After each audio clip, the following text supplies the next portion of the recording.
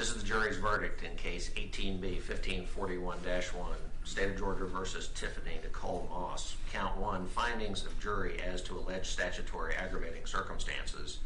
We, the jury, find beyond a reasonable doubt that the offense of murder as alleged in Count 1 was outrageously or wantonly vile, horrible, or inhuman in that it involved torture of the victim before death.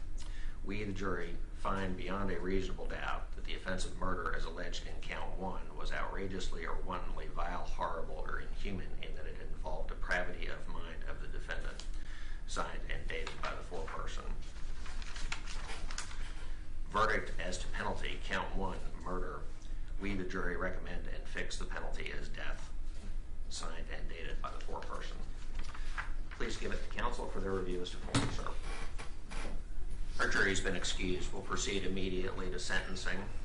Is there anything that the state would like to say before I impose sentence on the defendant? No, Your Honor. The jury's spoken. The state has nothing further to add. Ms. Moss, if you'd stand up for me, please, ma'am. Is there anything that you'd like to say before I impose sentence, ma'am? No, sir, Your Honor. Ma'am, with respect to Count 1, the jury has found you guilty of murder and other counts contained in the indictment against you. They have considered the circumstances surrounding that murder and found that aggravating circumstances exist. With respect to Count 1, ma'am, I impose a sentence of death. Counts 2 and 3 are vacated by operation of law. They're felony murder charges. Counts 4 and 5, the cruelty charges, of course, merge. With respect to Count 6, I impose a 20-year sentence to be served in confinement, ma'am. With respect to things that you should also be considering, ma'am, you should understand that the law requires that the date of execution be scheduled by the court at this time.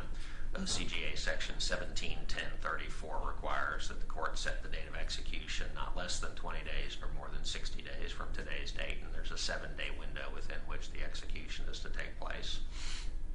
I fix the date of your execution, ma'am, as the 7-day interval between noon on June the 7th, 2019 and noon on June the 14th, 2019. You should also understand, ma'am, that there's an automatic review process of a conviction in a case like this. A defendant may elect to proceed either by motion for new trial or direct appeal, or may allow the case to be presented directly to the Supreme Court for review. OCGA Section 17-1035 requires an automatic review of a death sentence, and that will be conducted whether you file either one of those motions. But understand, ma'am, if you'd like to file either a motion for new trial or a notice of appeal, you have 30 days from today's date within which to do so. Ma'am, you've obviously chosen not to have representation throughout this portion of this case, but obviously you also have the right to have an attorney represent you in connection with any appeal that might be taking place as well. Thus far, you've rejected all efforts to give you legal representation, but I want you to know that you do have the opportunity to ask this court to appoint counsel to assist you with whatever appeal it is that might be necessary. Also, the Capital Defender's Office may have some resources that might be brought into bear to pursue whatever appellate needs it is that might exist in connection with this case. But I want you to understand that if you ask for appointed counsel and you qualify, ma'am, I would certainly consider appointing counsel to represent you in connection with whatever appeal it is that might be necessary. I want to also let you know, ma'am, that there is a process that you could collaterally use to attack something connected with this case. It's called habeas corpus. Your standby counsel can give you more detailed information about exactly what habeas corpus is and how you might pursue it if you're interested in doing so.